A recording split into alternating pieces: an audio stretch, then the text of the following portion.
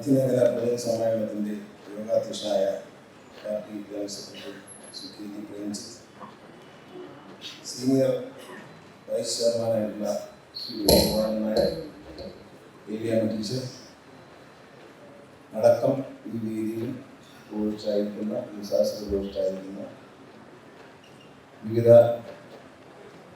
കേരള കോൺഗ്രസിൻ്റെ വിവിധ പോഷക സംഘടനകളെ പ്രതിനിധാനിക്കുന്ന നേതാക്കന്മാർ, 5 ജില്ലകളിൽ നിന്നായി പാർട്ടിയുടെ പ്രവർത്തകരെ പ്രതികരിച്ചുകൊണ്ട് ഇവിടെ എത്തിയിട്ടുള്ള ഏറ്റവും സ്നേഹം നിറഞ്ഞ സഹോദരി സഹോദരന്മാരെ, സുഹൃത്തുക്കൾ, പാർട്ടി കഴിഞ്ഞ നാളുകളിൽ കരുത്താർജിക്കുന്നു എന്നതിൽ വളരെ സന്തോഷം. ഇതിൻ്റെ എല്ലാ ജില്ലകളിലും നമ്മുടെ പ്രവർത്തനങ്ങൾ വ്യാപിപ്പിക്കാനും അതിലൂടെ ഒരുപാട് സാമൂഹ്യ നന്മയ്ക്ക് വേണ്ടി പ്രവർത്തിക്കാനും കഴിയുന്നു എന്നതിൽ ചെയർമാൻ എനിക്ക് അധികം സന്തോഷം. ശ്രീ ആർ ബാലകൃഷ്ണൻ സ്ഥാപിച്ച കേരള കോൺഗ്രസ് ചെയ്യുന്ന രാഷ്ട്രീയ പ്രസ്ഥാനം കർഷകരുടെ താല്പര്യങ്ങൾക്ക് വേണ്ടിയാണ് കേരള കോൺഗ്രസ് സ്ഥാപിച്ചതെങ്കിൽ കർഷകരുടെ ആവശ്യത്തിനപ്പുറത്തേക്ക് ഈ സമൂഹത്തിലെ പാവപ്പെട്ടവരുടെയും സാധാരണക്കാരുടെയും നിർദ്ധനരുടെയും പിന്നാക്കം നിൽക്കുന്നവരുടെയും ഒരു ശക്തിയായി കേരള കോൺഗ്രസ് മാറുക. നമ്മൾ ഇടുക്കിയും പാലക്കാട്, തൃശ്ശൂർ, കോട്ടയം, എറണാകുളം ഈ ജില്ലകൾ കേന്ദ്രീകരിച്ചാണ് നമ്മൾ ഈ സമ്മേളനം നടത്തുന്നത്. ഒന്നാം സമ്മേളനം നമ്മൾ പദ്ധതി ഇട്ടിരുന്നത് കോഴിക്കോട് വെച്ച് നടത്താൻ. നമ്മൾ നടത്താനിരിക്കുന്ന ഏതാനും ദിവസങ്ങൾക്ക് മുമ്പാണ് വയനാട്ടിലെ വിപുലമായ സംഭവങ്ങൾ. അതുകൊണ്ട് ആ സമ്മേളനം നമ്മൾ മാറ്റി വെച്ചിരിക്കുക. അത് അടുത്ത തീയതികളിൽ തന്നെ നമ്മൾ നടത്തും. വളരെ കുറച്ച് ദിവസങ്ങളാണ് ഈ ഒരു സമ്മേളനം നമ്മൾ വിളിച്ചത്. കൃത്യമായി എല്ലാ പ്രതിനിധികളുടെയും പങ്കെടുക്കുന്നതിന് ഓരോരുത്തരോടും രാഷ്ട്രീയ ചെയർമാൻ നിലയിൽ നന്ദി അറിയിക്കുന്നു, അഭിനന്ദനങ്ങൾ. നമ്മുടെ സംസ്ഥാനം പുരോഗതിയിലേക്ക് നീങ്ങുന്നൊരു കാലഘട്ടമാണ്.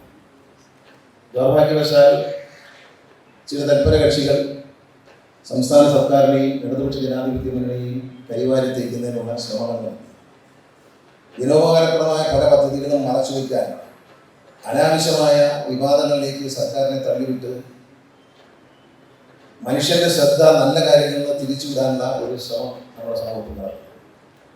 UDF-ഉം BJP-യും ഒരേ സ്വരത്തിൽ ഇടതുപക്ഷ ജനാധിപത്യ മുന്നണി ആക്രമിക്കുക.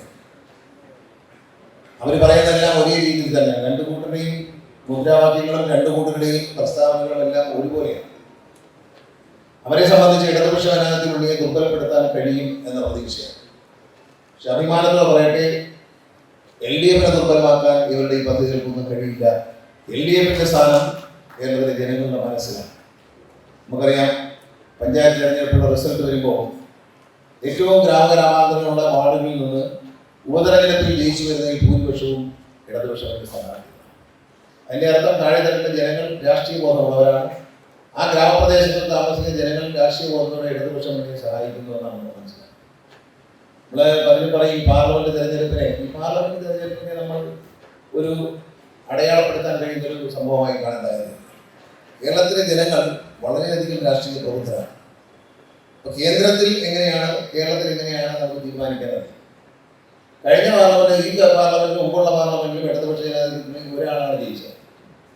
ഇപ്രാവശ്യം ഒരാൾ തന്നെയാണ് ജയിച്ചത്. പരാജയമെന്ന് സമ്മതിക്കാം. പക്ഷേ അതിന്റെ കാരണം എന്ന് പറയുന്നത് കേന്ദ്രത്തിൽ വർഗീയ ശക്തികളെ മാറ്റി നിർത്തുന്നതിനുള്ള ഒരു മുദ്രാവാക്യം, അതിന്റെ ഭാഗമായി വോട്ടുകൾ ഭിന്നിച്ചു പോകരുത് എന്ന ലക്ഷ്യത്തോടെ BJP ഇന്ത്യയിൽ അധികാരത്തിൽ വരുന്നതിനെ തടയുവാൻ കേരളത്തിലെ മതനിരപേക്ഷതയിൽ വിശ്വസിക്കുന്ന ജനങ്ങൾ അവർ കോൺഗ്രസിന് വോട്ട് ചെയ്തു എന്നുള്ള UDF വോട്ട് ചെയ്തു എന്നുള്ളതല്ലാതെ, നിങ്ങൾ ആലോചിക്കും, കഴിഞ്ഞ പാർലമെന്റ് തെരഞ്ഞെടുപ്പിൽ വളരെ തുച്ഛമായ വോട്ടിൽ ഒരു സ്ഥാനാർത്ഥി മാത്രമാണ് ജയിച്ചത്. ഇപ്രാവശ്യം കഴിഞ്ഞിട്ടുണ്ടല്ല. അത് കഴിഞ്ഞ് വന്ന നിയമസഭാ തെരഞ്ഞെടുപ്പിൽ സഖാവ് പിണറായി വിജയന്റെ നേതൃത്വത്തിലുള്ള ഇടതുമുന്നണി ബഹുഭൂരിപക്ഷം നേടിക്കൊണ്ടാണ്, ഏതാണ്ട് 100 സീറ്റിനടുത്ത് നേടിക്കൊണ്ടാണ് വീണ്ടും അധികാരത്തിലെത്തിയത് എന്നതാണ്. ജനങ്ങൾക്ക് ചെയ്യുന്ന നന്മ അവരെ മനസ്സിലുണ്ട്. രാഷ്ട്രീയ പ്രവർത്തകർ എന്ന നിലയിൽ നമ്മൾ ആ നന്മയെ തിരിച്ചറിയുകയും നിങ്ങളത് മനസ്സിലാക്കി അവരോട് സംസാരിക്കുന്നു. നമുക്കറിയാം, നമ്മുടെ നാടിൻ്റെ വികസനത്തിൻ്റെ നട്ടെല്ലായ പല പദ്ധതികളും, അനേക വർഷങ്ങളായി മുടങ്ങിക്കിടന്ന പല പദ്ധതികളും തുടങ്ങുവാനും പൂർത്തീകരിക്കുവാനും ശ്രീ പിണറായി വിജയൻ സർക്കാരിന് കഴിഞ്ഞു. കേരളത്തിലെ വിദ്യാഭ്യാസ രംഗത്ത് സമഗ്രമായ പുരോഗതി കൊണ്ടുവരാൻ അദ്ദേഹത്തിന്റെ നേതൃത്വം എടുത്തുകൊണ്ട് സർക്കാർ, ഒന്നാം പിണറായി സർക്കാർ, ഇപ്പോൾ രണ്ടാം പിണറായി സർക്കാരിനും അതിന് കഴിയുന്നു എന്നതിൽ നമ്മൾ അഭിമാനം. സാധാരണക്കാരുടെയും പാവപ്പെട്ടവരുടെയും കുഞ്ഞുങ്ങൾ പഠിക്കുന്ന, പട്ടികജാതി പട്ടികവർഗത്തിൽപ്പെട്ട കുഞ്ഞുങ്ങൾ പഠിക്കുന്ന സർക്കാർ സ്കൂളുകളിൽ സർക്കാർ എയ്ഡഡ് സ്കൂളുകളിലെ എല്ലാ സൗകര്യങ്ങളും ഒരുക്കി മുന്നോട്ട് പോകാനാണ് പൊതുവിദ്യാഭ്യാസ രംഗം നവീകരിക്കുന്ന ഭാഗമായി അദ്ദേഹം ശ്രമിച്ചത്. അത് വലിയ വിജയമായി എന്നതിൽ നമുക്ക് അഭിമാനിക്കാം. നമ്മൾ കൂടി പങ്കാളിയാവുന്ന ഒരു മുന്നണിയുടെ സർക്കാർ ഭരിക്കുമ്പോൾ വിദ്യാഭ്യാസ രംഗത്ത് ഇത്ര വലിയൊരു പുരോഗതി. കാരണം 6 ലക്ഷത്തിലധികം കുട്ടികളെയാണ് സ്വകാര്യ സ്കൂളുകളിൽ നിന്ന് മാറ്റി സർക്കാർ സ്കൂളുകളിലേക്കും സർക്കാർ എയ്ഡഡ് സ്കൂളുകളിലേക്കും കൊണ്ടുവന്നത് എന്ന് നമ്മൾ മറക്കരുത്. അതിന്റെ കാരണം എന്താണെന്ന് വെച്ചാൽ അതിൽ നാട്ടിലെ പഞ്ചായത്തുകളെയും PTA പ്രവർത്തകരെയും അധ്യാപകരെയും എല്ലാം സംഘടിപ്പിച്ചുകൊണ്ട് സർക്കാർ നടത്തിയ വളരെ ഒരു നല്ല ശക്തമായ ഒരു നീക്കമാണ് ഈ വിജയത്തിന്റെ രഹസ്യം. വിദ്യാഭ്യാസ രംഗത്ത് പ്രാഥമിക വിദ്യാഭ്യാസം നമ്മൾ തുടങ്ങുന്ന സ്കൂൾ വിദ്യാഭ്യാസത്തിൽ വലിയ പുരോഗതി നമുക്ക് കഴിയുക. ഞാൻ കഴിഞ്ഞ ദിവസം മണ്ണാർക്കാട് പോയി.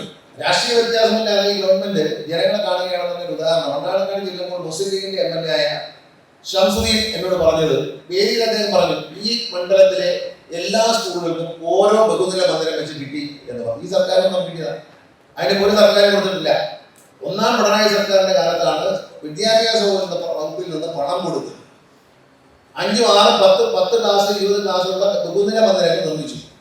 മുസ്ലിം ലീഗിന്റെ MLA ആയ ഷംസുദ്ദീൻ ഞാനിരിക്കുന്ന വേദിയിൽ അദ്ദേഹം പ്രസംഗിക്കുമ്പോൾ അദ്ദേഹം പറഞ്ഞത്, എന്റെ മണ്ഡലത്തിലെ എല്ലാ സ്കൂളുകൾക്കും LPS, UPS, ഹൈസ്കൂളിലൊക്കെ എല്ലാ സ്കൂളുകൾക്കും അദ്ദേഹത്തിന് ഓരോ ബിൽഡിംഗ് വെച്ച് ലഭിച്ചു എന്ന് പറയുന്ന ഒരു പ്രതിപക്ഷ MLA ആണ്.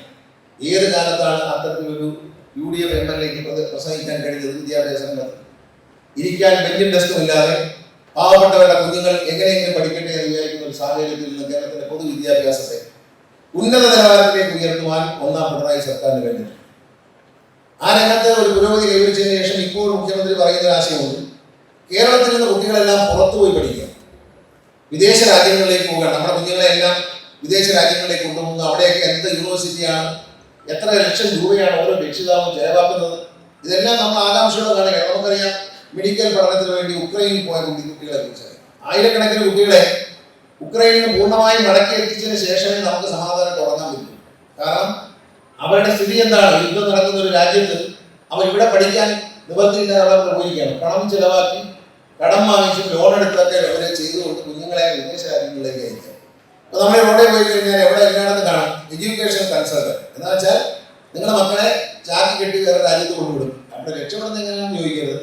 പല യൂണിവേഴ്സിറ്റികളും ഓസ്ട്രേലിയയിൽ നിന്ന് വന്ന ഒരു സുഹൃത്ത് എന്ന് പറഞ്ഞത്, അവിടുത്തെ യൂണിവേഴ്സിറ്റി എന്ന് പറയുന്നത് ഒരു ലോട്ടിന്റെ, നമ്മുടെ നാട്ടിലെ ഒരു ലോട്ടിന്റെ 2 മുറിക്കകത്ത് ഒരു യൂണിവേഴ്സിറ്റി ഉണ്ട്. ലോട്ടിന്റെ 2 മുറി എടുത്തിട്ട് അതൊരു യൂണിവേഴ്സിറ്റിയാണ്. അത്തരം യൂണിവേഴ്സിറ്റികളിലേക്കാണ് നമ്മുടെ കുഞ്ഞുങ്ങളെ കൊണ്ടുപോകുന്നത്. നമ്മൾ വളരെ ശ്രദ്ധയോടെ കാണേണ്ട കാര്യമാണ്. നമ്മുടെ മക്കൾ നമ്മുടെ നാട്ടിൽ നിന്ന് പഠിക്കുന്നതിന് പകരം വിദേശത്ത് പോയി കഷ്ടപ്പെട്ട് പഠിക്കേണ്ട ഒരു അവസ്ഥ മാറണമെങ്കിൽ യൂണിവേഴ്സിറ്റികളിൽ തൊഴിലധിഷ്ഠിതമായ പുതിയ കോഴ്സുകൾ തുടങ്ങും എന്ന് മുഖ്യമന്ത്രി പ്രഖ്യാപിച്ചു. അത് നമ്മളെ സംബന്ധിച്ച് ഒരു വലിയ പ്രതീക്ഷയ്ക്ക് വക നൽകുന്ന ഒരു പ്രസ്താവനയാണ്. അദ്ദേഹം നിയമസഭയിലാണ് പറഞ്ഞത് കാര്യം. അതുകൊണ്ട് ഉടൻ തന്നെ നടപ്പിൽ വരാനുള്ള നടപടികൾ തുടങ്ങിയിരുന്നു. അദ്ദേഹത്തിന്റെ വാക്കുകൾ നടത്തുവാൻ അദ്ദേഹം ജനങ്ങളുടെ എറണാകുളത്തേക്ക് ഇന്നലെ ഇടപ്പള്ളി കഴിഞ്ഞാൽ